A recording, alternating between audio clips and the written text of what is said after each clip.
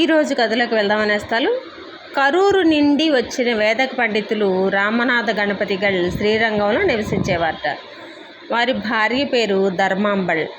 వారికి కామాక్షి అని ఒక కూతురు ఉందట. ఆయన మంచి వేదాధ్యయనం చేసినా వైదికం స్వీకరించలేదు. కానీ బ్రతుకు తెరువు కొరకు ఉపన్యాసాలు చేసేవారు. దాంతో వచ్చే చిన్నపాటి ఆదాయంతోనే సంసారాన్ని నడిపేవారు. ఆ కుటుంబం అంతా పరమాచార్య స్వామికి భక్తులు.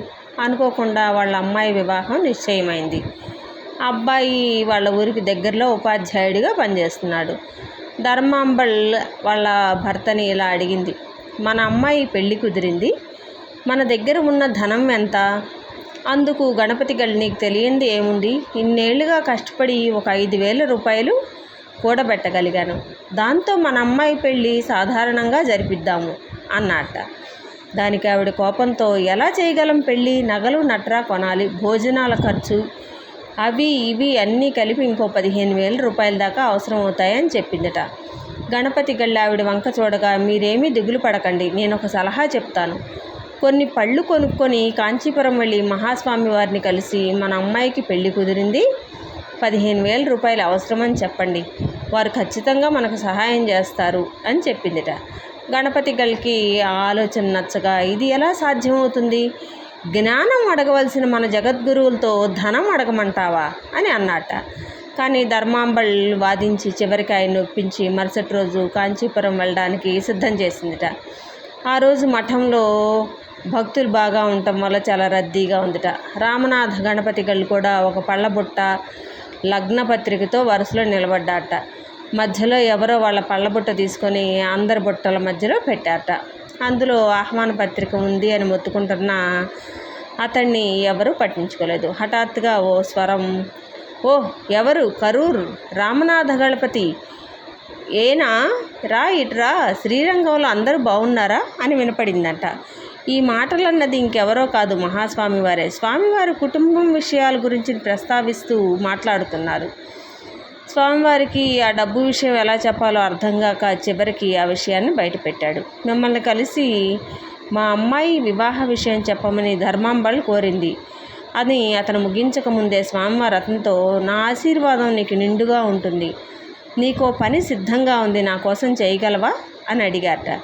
గణపతిగళ్ ఆ పని ఏమని అడుగ్గా, స్వామివారి కొన్ని రోజుల క్రితం తిరునల్వేలి దగ్గరలోని కడయనల్లూరు గ్రామ ప్రజలు వచ్చి వాళ్ళ ఊరిలో అకారణంగా గోవులు చనిపోతున్నాయని, దానికి పరిహారంగా ఊరి దేవాలయంలో భాగవత సప్తాహం నిర్వహించాల్సిందిగా నిర్ణయించారు. కాబట్టి నువ్వు మఠం నుండి కొద్దిగా డబ్బు తీసుకొని ఈ రాత్రికే కడయనల్లూరు బయలుదేరాలి అని చెప్పారట. గణపతిగళ్ మరుసటి రోజు తిరునల్వేలి చేరారట. అక్కడ జంక్షన్లో ఆలయ అర్చకులు వచ్చి వారిని గ్రామానికి తీసుకొని వెళ్ళారట. వారికి పూజారి ఇంట్లోనే విడిది ఏర్పాటు చేశారు. తనను కలవటానికి ఎవరూ రాకపోవడంతో ఆశ్చర్యపోయి, బహుశా ప్రవచనం సమయానికి వచ్చి పలకరిస్తారేమో అనుకున్నట్ట. కానీ ఆయనకి సాయంత్రం భాగవత సప్తాహం ఉపన్యాసం మొదలుపెట్టగా వినడానికి ఆలయ అర్చకుడు, కాపలాదారు, దేవాలయ దైవం వరదరాజ పెరుమాళ్ మాత్రమే ఆహూతులు. విషయం ఏమిటని అడుగ్గా, దేవాలయ అధ్యక్షులు ఎవరు ఉండాలే, దానిపై వివాదం నెలకొని ఆ వివాదం సమసిపోయేదాకా ఎవరూ గుడికి రాకూడదని ఊరి వారందరూ నిశ్చయించుకున్నారని తెలిపారు. కానీ రామనాథ గణపతిగళ్ వారం రోజుల పాటు చాలా శ్రద్ధగా సప్తాహాన్ని కొనసాగించారట. ఆలయ అర్చకుడు, కాపలాదారు మాత్రమే వారం రోజులు విన్నారట. చివరి రోజు అర్చకుల ఉపన్యాసం చాలా బాగా చెప్పారు. కానీ ఎవరూ రానందున అప్పటికే తన వద్ద ఉన్న 30 రూపాయలు సంభావనగా ఇచ్చారట. గణపతిగళ్ తిరుగు ప్రయాణానికి ట్రైన్ టికెట్ కూడా కొనిచ్చారట. ఆయన విల్లుపురం మీదుగా కాంచీపురం చేరుకొని మరుసటి రోజు కంచి మఠానికి వెళ్ళారట. మరుసటి రోజు మధ్యాహ్నం తన పనులన్నీ ముగించుకొని మహాస్వామి వారిని కలిశారట. మహాస్వామివారు అతన్ని కడయనల్లూరు ప్రయాణం గురించి ఉపన్యాసం ఎలా జరిగింది అని అడిగారట. గణపతిగళ్ తన ఉద్వేగాన్ని అణుచుకొని మహాస్వామివారితో, ఊరిలో ఏదో సమస్య వల్ల ఆలయ అర్చకుడు, కాపలాదారు తప్ప ఎవరూ రాలేదు అని చెప్పారట. వెంటనే మహాస్వామి వారు, నువ్వు చాలా అదృష్టవంతుడివి రామనాథ, నీ ఉపన్యాసానికి కనీసం 2 వచ్చారు. కృష్ణుడు ఉపదేశం ఇచ్చినప్పుడు కేవలం అర్జునుడు ఒక్కడే ఉన్నాడని గట్టిగా నవ్వారట. పరమాచార్య స్వామివారు తన ఆనతిపై అక్కడికి వెళ్ళి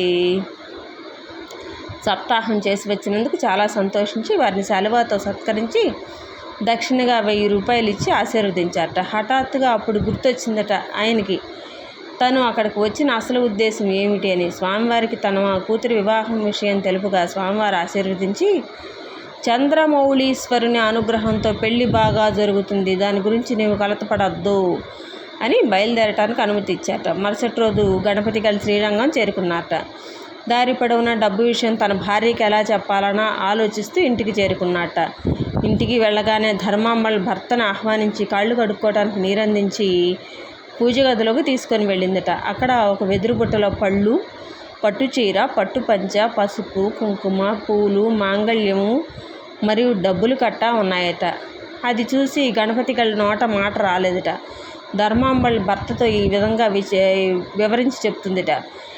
ఈరోజు ఉదయం కొంతమంది వచ్చి తాము కంచి మఠం నుంచి వచ్చామని, వీటినన్నిటినీ మీ అమ్మాయి పెళ్లికి కానుకగా ఇవ్వమని మహాస్వామి వారు చెప్పారని చెప్పారు. వెంటనే గణపతి గల్, ధర్ము, నేను మహాస్వామి వారిని ఏమీ అడగనే లేదు, కేవలం వివాహం నిశ్చయమైందని మాత్రమే చెప్పాను. కానీ స్వామివారు ఇవన్నీ మనకు కానుకగా పంపారు. ఏమి స్వామివారి కరుణ అని డబ్బు లెక్కపట్టగా అది ఖచ్చితంగా 15,000 రూపాయలు ఉందిట.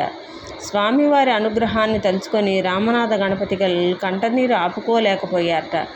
అపార కరుణా సింధుం జ్ఞానదం శాంతరూపిణిం శ్రీ చంద్రశేఖర గురుం ప్రణమామి ముదావహం. మీకు మన కథలు కనుక నచ్చినట్లయితే ఈ ఛానల్ని సబ్స్క్రైబ్ చేసుకోండి.